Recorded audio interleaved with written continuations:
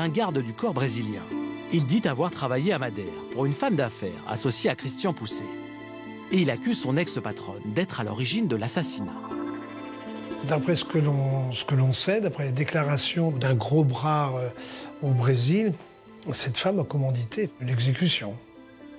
C'est ce que, actuellement, c'est la piste qui prédomine. C'est une exécution pour des raisons financières liées à tout ce financement à l'étranger de sociétés offshore qui permettaient de gérer l'argent des membres de la CDCA, et c'est important quand même.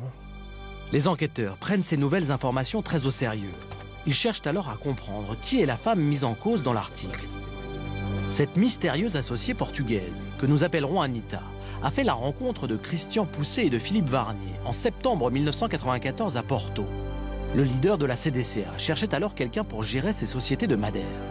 Ils essayent de trouver des gens qu'ils ont confiance. Bon, je pense, moi j'imagine, qu'ils tombent sur une femme qui est catholique, à qui on donnerait le bon Dieu sans confession. On la décrit habillée de noir, très pieuse, très réservée. Je sais pas, bon, c'est un peu probablement un fantasme. Mais bon, elle va plutôt, je pense, leur donner l'extrême onction, quoi. En fait, on a plus l'impression qu'ils se sont fait avoir et ils se sont retrouvés face à des forces qui les dépassaient. Au fil des auditions de témoins, les enquêteurs du SRPJ de Montpellier dessinent le profil d'Anita. C'est une dame, c'est une Christian Poucet numéro 2. Quelqu'un qui a beaucoup de caractère, très fort dans les affaires. Anita se montre très vite extrêmement efficace. Je crois que c'était pas une commerçante, cette femme, c'était une banquière en quelque sorte. Mais une banquière, allez, on va dire offshore.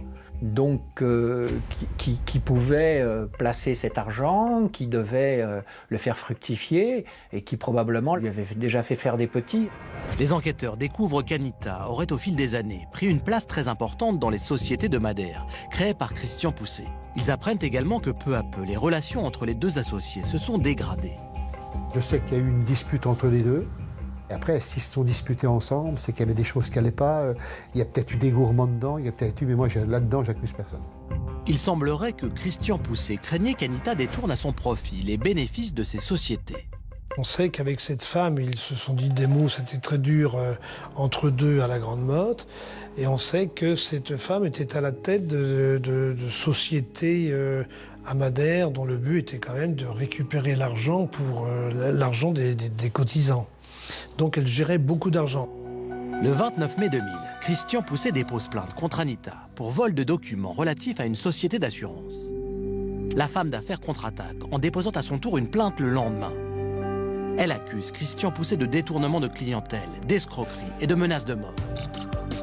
Christian Poucet avait pris l'habitude de ne pas mâcher ses mots, d'y aller carrément. Il pensait qu'il était intouchable, invincible, et donc qui ne se laissait pas impressionner, surtout pas par une femme. Est-il possible qu'Anita, se sentant menacée, ait voulu éliminer son rival? Le magistrat instructeur de Montpellier délivre le 14 mai 2003 une commission rogatoire internationale pour que le garde du corps, ayant parlé aux journalistes, soit entendu et précise ses accusations. Il faudra attendre le 25 mai 2004 pour que l'homme soit auditionné par un juge brésilien, en présence de policiers français. Cet homme, après avoir confié ce qu'il a confié avec moult de détails aux journalistes, cet homme est revenu sur ses déclarations. Il a dit qu'il n'avait rien dit. Traditionnellement, les gens reviennent sur leurs aveux peu après. Donc, les policiers reviennent et ils n'en sauront pas plus, quoi. Les enquêteurs du SRPJ de Montpellier contactent alors par téléphone le journaliste à l'origine des révélations. Celui-ci affirme détenir des enregistrements de ses conversations avec le garde du corps d'Anita. Il accepte par la suite de transmettre ces éléments aux policiers portugais. Sur les cassettes, le garde du corps explique que son ancienne patronne aurait commandité l'assassinat. Il ajoute s'être rendu en France avec un proche d'Anita pour embaucher des tueurs à gages à Marseille. Le Brésilien confie aussi avoir déposé la somme de 150 000 $ sur un compte en banque au Luxembourg. Selon lui, cette somme devait rémunérer les assassins.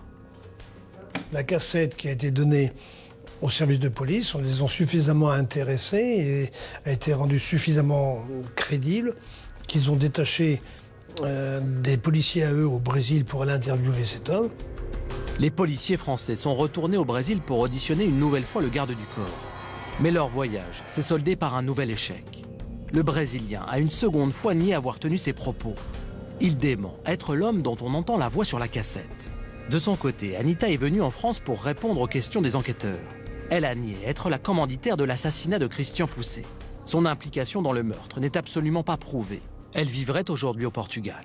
Et là, ils ont affaire quand même à du très fort, les policiers. Hein. C'est de l'international, c'est du très fort, c'est bien monté, à ce qu'il semble. Hein. On n'est pas dans l'affaire, hein. Mais de l'extérieur, je crois qu'ils ont affaire à rude partie, là.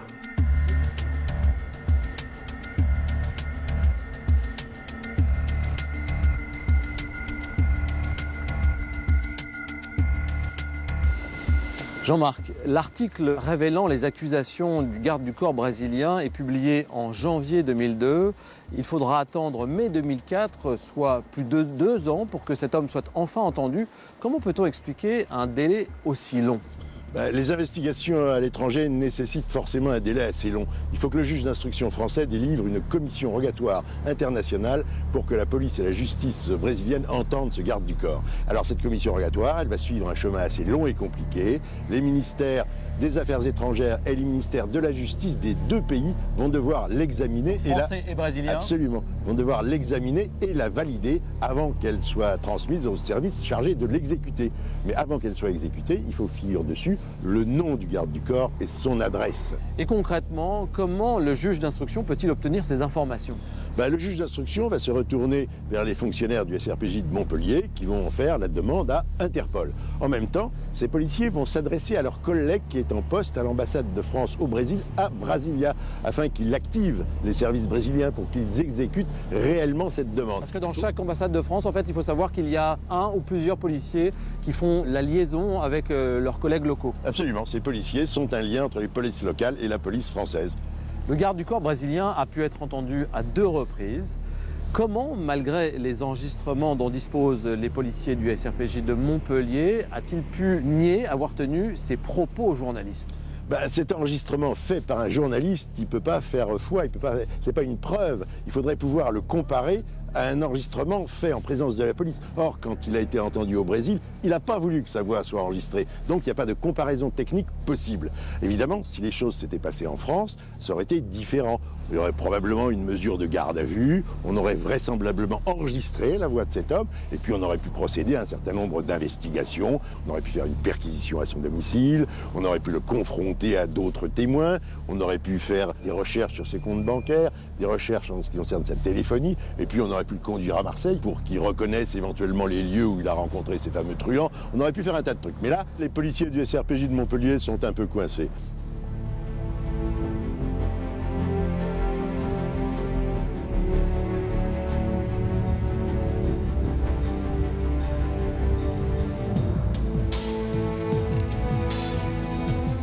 Je voudrais bien que votre émission, ça puisse faire quelque chose de bien et qu'on retrouve qui a assassiné Christian Poucet. Je crois que c'est l'un des grands crimes qui n'est pas élucidé en France. Hein. Je pense même aujourd'hui, tout le monde aimerait savoir pourquoi Christian Poucet a été exécuté. On attend. Les amis de Christian Poucet ont créé une association pour faire vivre sa mémoire. On refait un peu le monde, on refait un peu tout ce qu'on a vécu avec Christian, toutes les réunions qu'il a pu animer, les combats qu'il a pu mener. On a mis des années à accepter, et encore on l'accepte difficilement aujourd'hui, puisqu'on ne connaît pas ces assassins. Les années passent, mais le désir de connaître la vérité ne s'efface pas.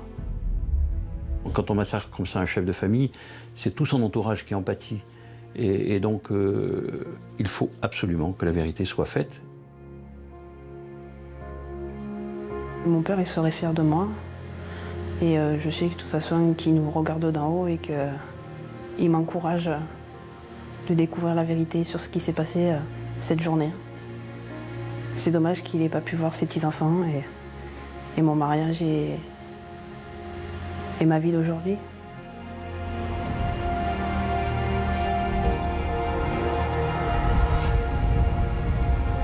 Christian Poucet était un personnage controversé.